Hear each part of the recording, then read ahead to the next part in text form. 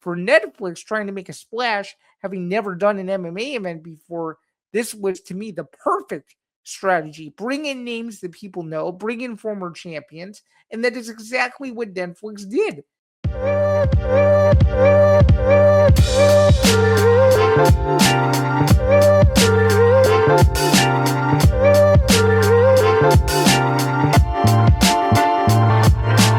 Welcome back, everyone. This is Bando's Breakdowns, episode 91 for this Friday, May 22nd, 2026. Hope you all are doing well. My name is Zain Bando. Thank you so much for joining me. A few quick reminders before we get started. Please be sure to like, follow, and subscribe to the Empty the Bench Podcast Network. To do so, please go to youtube.com/ETB Network. And of course, that's where you can find all of our shows across the network, including every episode of this program, which obviously is airing on a Friday, which is typical for this. And of course, you can find ETB Sports and the newest edition of Callan's Cranium and the newest edition of Press Row and all of this other stuff that's currently going on, that's currently going down the pipeline.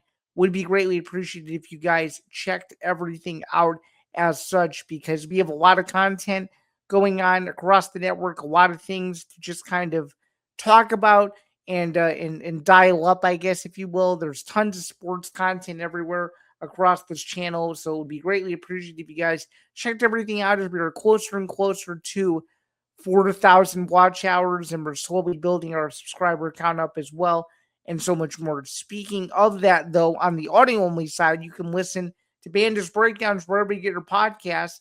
You can do so Spotify, Acast, Apple Podcasts, so much more. All that stuff would be greatly appreciated. And of course, for those of you who don't know me, my name is Zain Bando. I'm a sports journalist and an ETB Network co-host, primarily covering the likes of mixed martial arts and collegiate athletics. I use this show as an outlet to express my full-on opinions for things that I can't publish or really say elsewhere. It gives you a bit of a broader sense as to the way my brain works and how I think when I cover some of these massive stories in the world in sports. And speaking of, we have more massive stories on the way, more massive stories to come as such, and so much more. It would be greatly appreciated if you guys checked me out everywhere you can find me, as I'm only a Google search away. So with that being said, let's discuss everything and more in the world of sports, shall we? So in doing so, let's get into it now. So Zan's overview. It's a pretty big show this week. We don't have a special guest this week or anything like that, but shout out to Merab Dvalishvili, the former UFC bantamweight champion, for coming on the program this past week. Was a great interview. Talked about a lot of stuff ahead of his RAF match at the end of this month, as he will be taking on Frankie Edgar in Texas. It should be a fun time on Fox Nation. Shout out to him. That's also in the full interviews playlist on the ETB Network YouTube channel under ETB Interviews. So if you want to check out that full interview, you certainly can. And unfortunately, his training partner, Gina Carano, did not do very well this past Saturday, but we will get into that a little bit more later on in the program. To start the program, though, is the UFC back? And I would say absolutely it is, because the one, the only Conor McGregor, the former UFC two-division champion, will be making his return to the octagon opposite Max Holloway Saturday, July 11th, T-Mobile Arena in Las Vegas for International Fight Week. It's a huge, huge event. McGregor obviously making his return to the UFC and mixed martial arts for the first time in nearly 5 years. Max Holloway has had a generational UFC career, has beaten the likes of a who's who of everybody upon everybody on the list, including a shared opponent of McGregor's, Dustin Poirier, in Poirier's retirement fight last summer. This is a big deal for the UFC for several reasons, and I'm going to explain why. I talked about this on the newest edition of Zinger Part 2 this past Sunday. And if you guys haven't checked it out, go under the live section, go find it and go watch it, or you can go under my YouTube channel. I have them all archived under a playlist, so they're super easy to find. Nonetheless, though, in discussing this fight, this is a massive deal for the promotion for a couple reasons. Number one, it gets its biggest star back at one of the most opportune, perfect times possible, because in a sense, International Fight Week used to feel like a big deal back in the day. It used to feel huge. It used to feel like the big marquee fights were always taking place on International Fight Week. You go back to 2015 in UFC 189 with Conor McGregor finishing Chad Mendes to win the UFC Interim Featherweight Championship, which set up a unification fight with then champion Jose Aldo later that year. You go back and you look at some of the other International Fight Week events like UFC 162, Chris Weidman knocking out Anderson Silva to win the UFC middleweight title. The last time McGregor fought, because of all the chaos of COVID, there was no International Fight Week.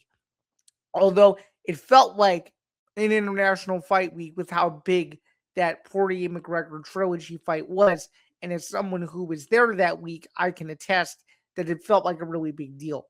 This time, though, there's going to be boatloads of people there. I mean, we're talking not just celebrities, but members of the media, important business people. There's going to be people there that probably have never been to a UFC event before, just because Conor McGregor is finally back in the octagon. And that's how much of a global appeal that this guy has. I mean, he is literally one of, if not the biggest draw the UFC has ever had. He was part of the biggest pay-per-view event of all time in October of 2018, a fight that he lost, mind you, against Khabib Nurmagomedov. Obviously, a fight that nobody expected, to do as big as it did. People knew it was going to be a big fight, but to break the records it did was unbelievable. So I think personally, there's no better time for him to come back than this summer. I mean, the UFC's summer schedule is usually something that people really look forward to. And you want to talk about back-to-back events of just pure insanity. You've got UFC Freedom 250 June 14th at the White House, and then you have UFC 329 back in Vegas on a very sacred date, July 11th. And I may have mentioned this on other programs in the past, but I'm just going to say it again, and I'm going to keep saying it until this fight actually happens. July 11th is a very, very important day in the UFC storied history. 2009 UFC 100 comes to mind. That was on July 11th, as well as UFC 189, which was the aforementioned McGregor versus Mendes fight. It's a critical date in UFC history. Usually special things happen on that date. I'm not saying that it's a surefire guarantee that Conor McGregor goes in there and shocks the world. But I'm just saying, man, as a hefty betting underdog that he is, according to multiple books, do not be surprised if he looks better than people think he does, assuming he makes it to the octagon himself. But nonetheless, though, I'm super excited for this event. I mean, it's a star-studded event. You've got Arman Tarzukian versus Paddy Pimblett. You've got the debut of Gable Steveson on the card. It's overall a really, really, really, really front-loaded card. It's a card that's a can't miss if you're a diehard UFC fan or even a casual UFC fan. And I was talking about this a couple of days ago as well. Paramount Plus being in the picture. I don't think people realize how big of a deal this actually is. For the first time in Conor McGregor's career, you can watch a major fight of his without having to pay for pay-per-view. The last time he fought on free TV was all the way back in January of 2015. That's a long time ago.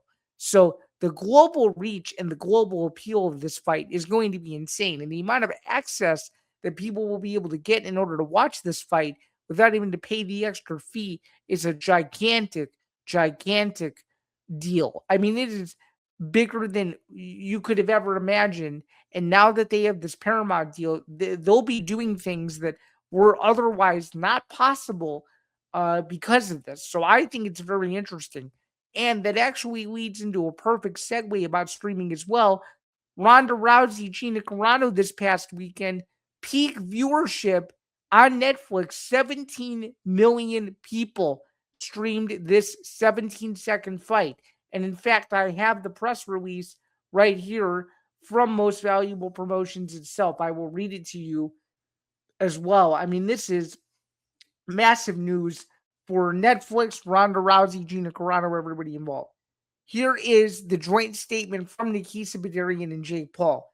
MVP's first entry into MMA delivered on a massive global scale and exceeded every expectation we had for the launch of this new chapter of our business.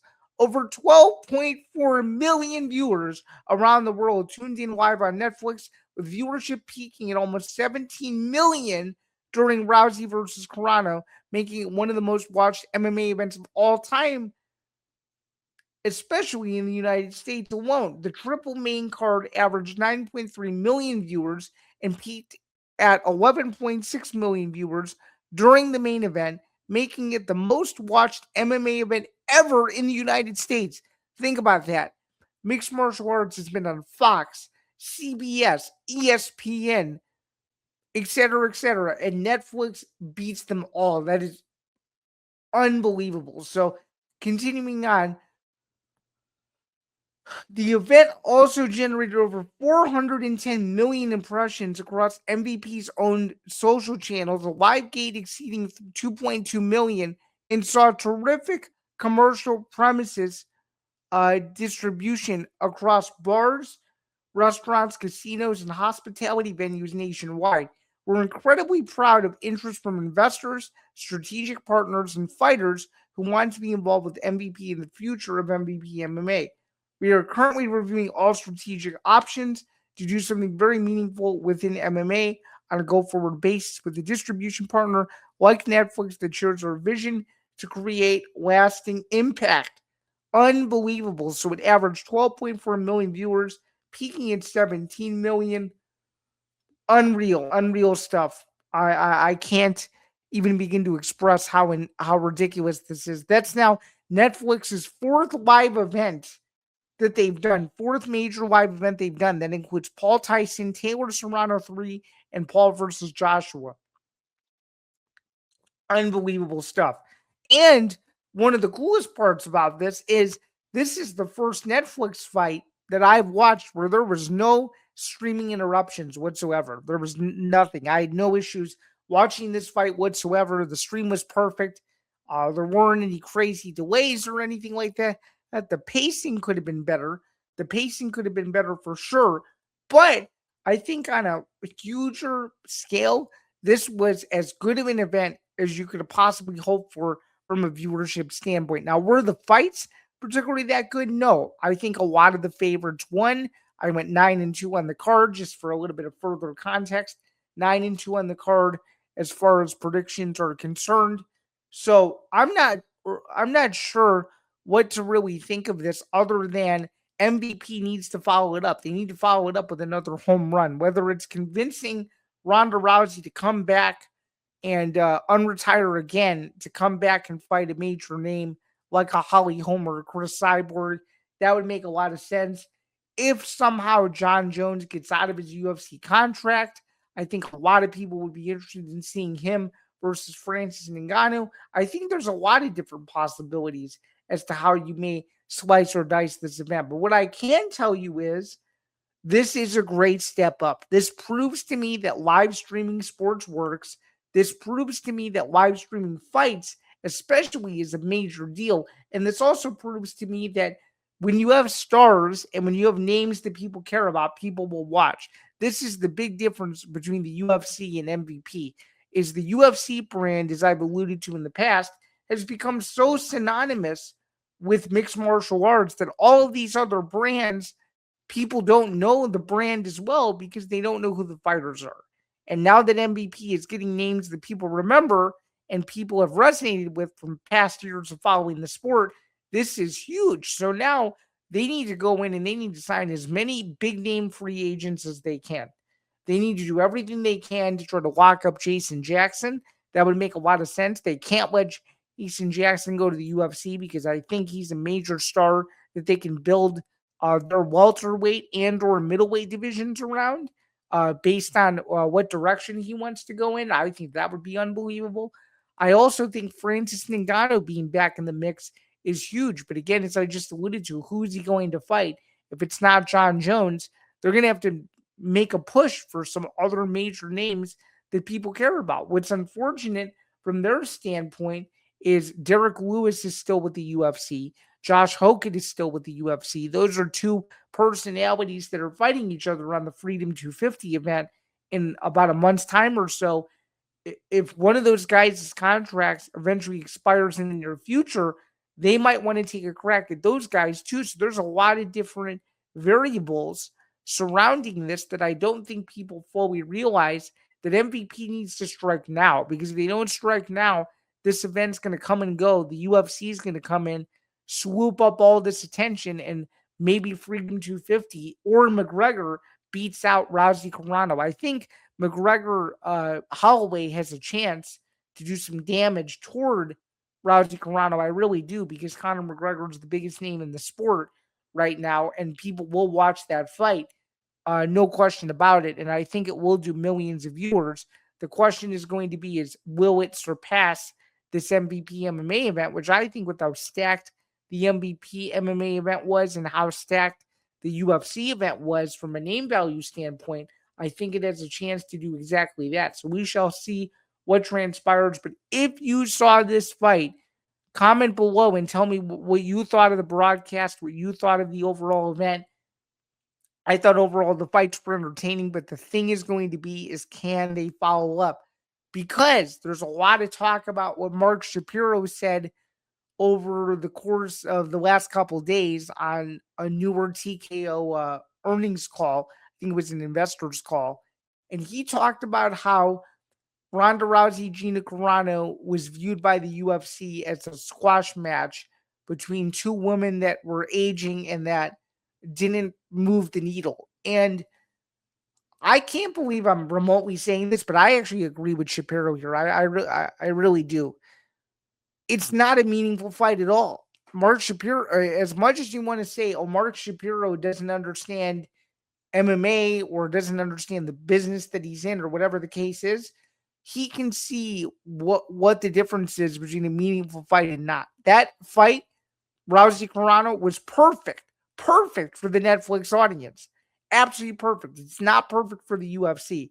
Okay. The model from which they were going to do that fight under the UFC banner as the last pay-per-view event ever was a brilliant marketing play. It was to retire the featherweight division. It was perfect because the featherweight division had not and really has not been used in several years since Amanda Nunes retired, right? So they wanted to push that and say, hey, here is a swan song fight for the featherweight division. Let's cap it off and let's have someone be the reigning champion at 145 forever, because it's going to be the last fight ever. When they went to streaming and they realized that, oh, shoot, our inventory is so huge that there's no way we can really sell this fight to advertisers, they were no longer interested. It makes perfect sense from a business standpoint. They need to focus on who they actually have. For Netflix trying to make a splash, having never done an MMA event before, this was to me the perfect strategy. Bring in names that people know, bring in former champions, and that is exactly what Netflix did. It's exactly what they did. So anybody to say that the UFC lost out on this opportunity, whatever. The fact of the matter is they got their biggest star back. He's coming back in July. And the point is it's two totally different business models.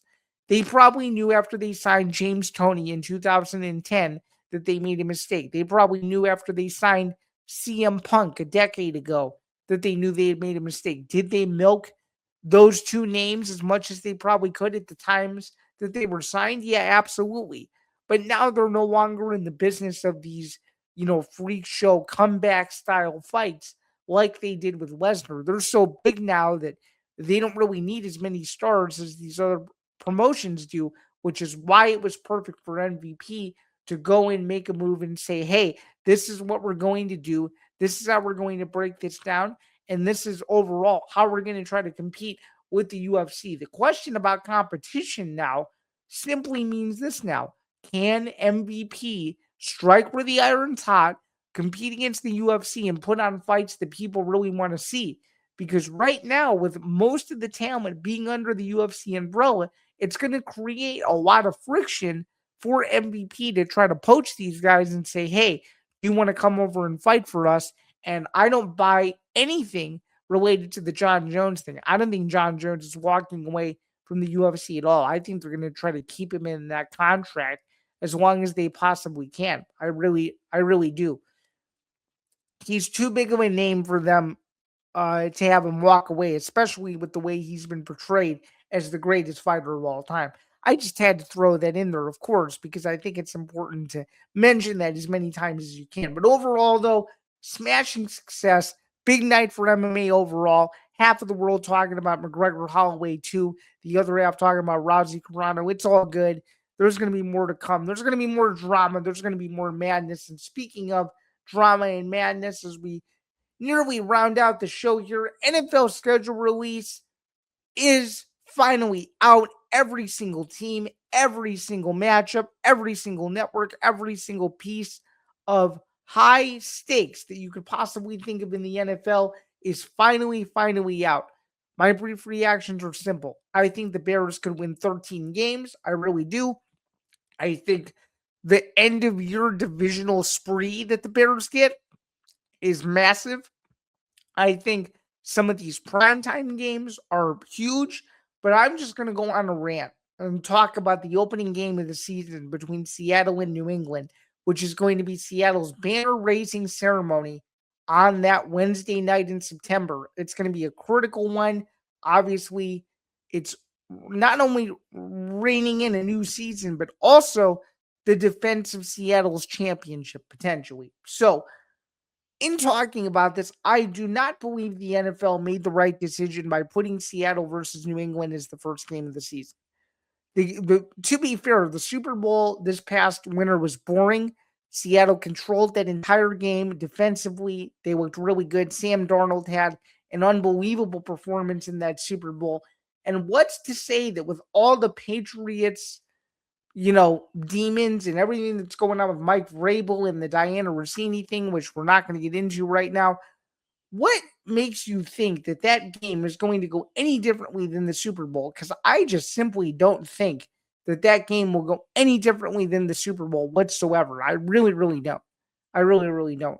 And I think that's more of a ploy to the NFL to say, here is a distraction from all of the mess that is the Mike Vrabel, Diana Rossini situation. Watch this game, and hopefully you guys, all the NFL sicko fans out there, and there are a lot of them. I'm not trying to discount anyone here. I'm just saying what I see based on the intertwinings in the web traffic and all that. Let's give you guys a distraction. Let's have you guys watch this game, and hopefully you guys can forget about it. Maybe after a couple hours of hopefully a really good game, let's hope you guys can forget about this, move on with your lives, and let's start the season. Instead, what the NFL could have done was a fresh matchup. Do Denver versus Seattle. Do the Bears versus Seattle. Do something that people are excited about. You mean to tell me you wouldn't want to see Bo Nix, a 100% Bo Nix week 1 against Seattle, the Super Bowl that potentially the world should have gotten this past year? You mean to tell me that the hottest team in the NFL, or the most talked about team in the NFL, or one of them at least, the Chicago Bears, would not have been one of the biggest draws, if not the biggest draw in the NFL? Caleb Williams going back to the West Coast, obviously played for USC, has a lot of familiarity with the West Coast, so a lot of Bears fans out that way too. You don't mean to tell me that the Bears fans would not have been excited to see week 1 the Bears play Seattle, and instead the Bears have to go to Carolina? Of course, people would have been excited about that. Of course they would have. And then skipping over to later in the season, these Netflix games, geez, I mean, I talked about it, was it last week or the week before? These Netflix games, man, they're getting out of control.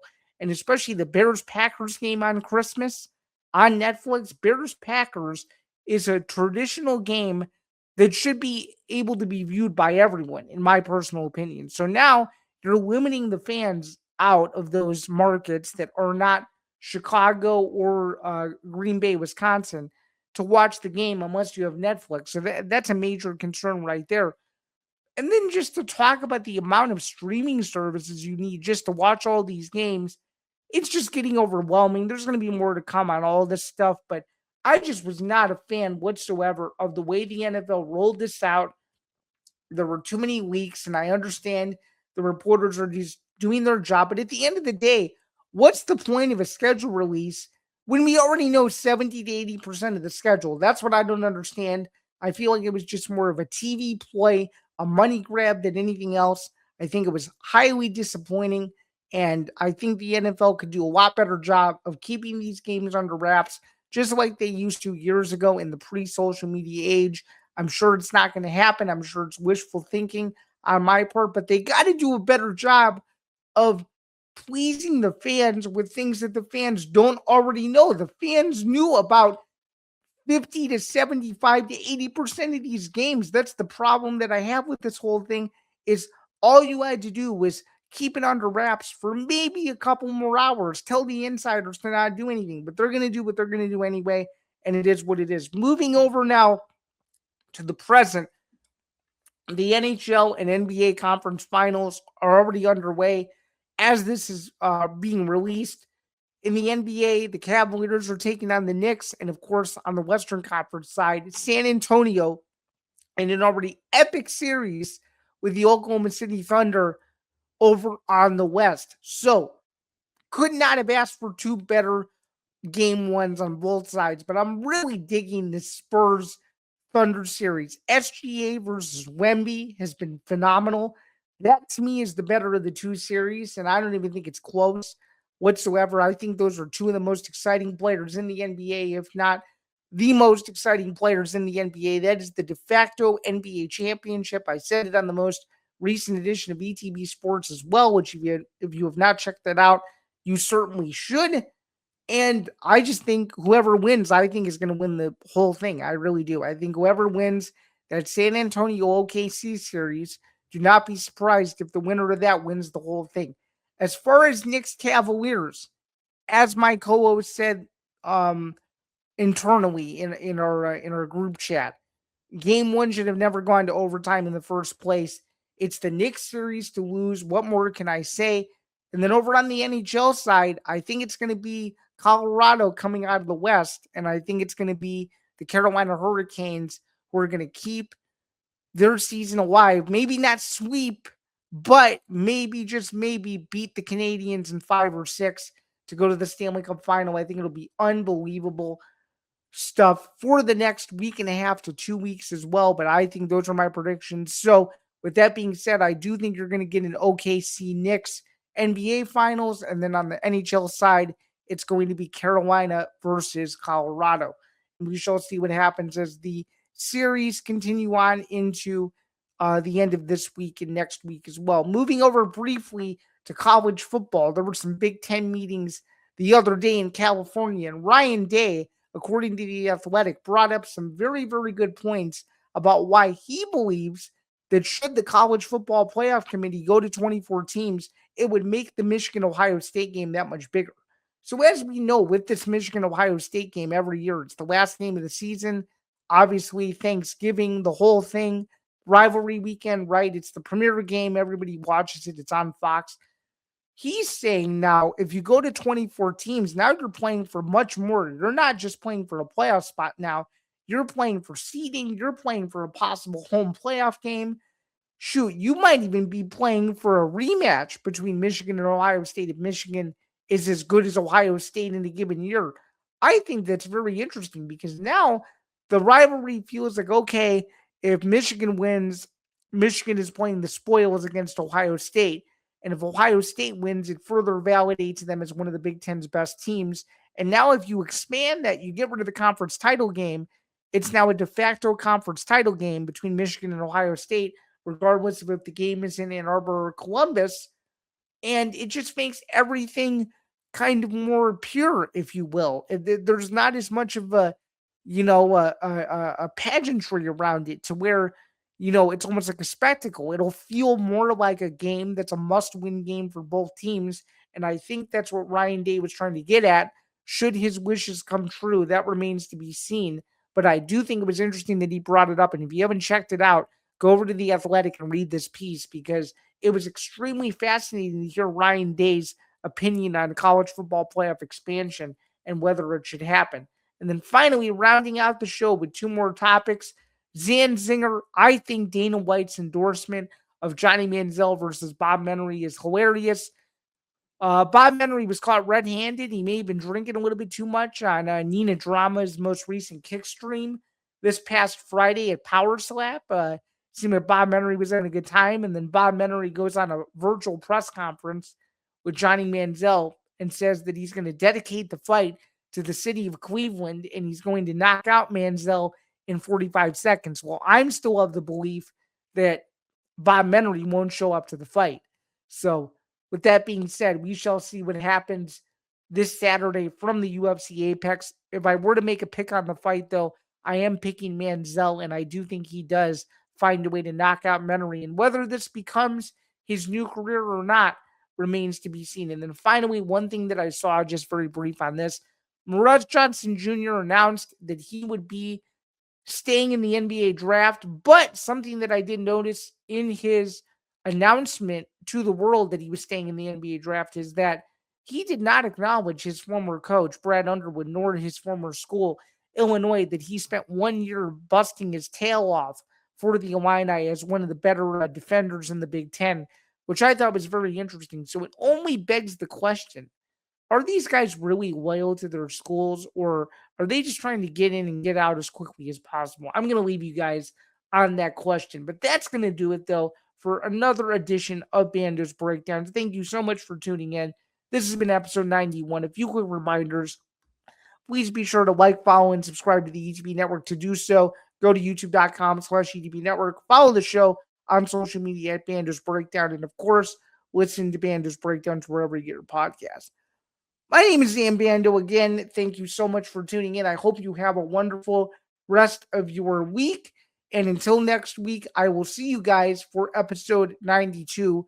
Happy Memorial Day weekend for those of you who like to celebrate that.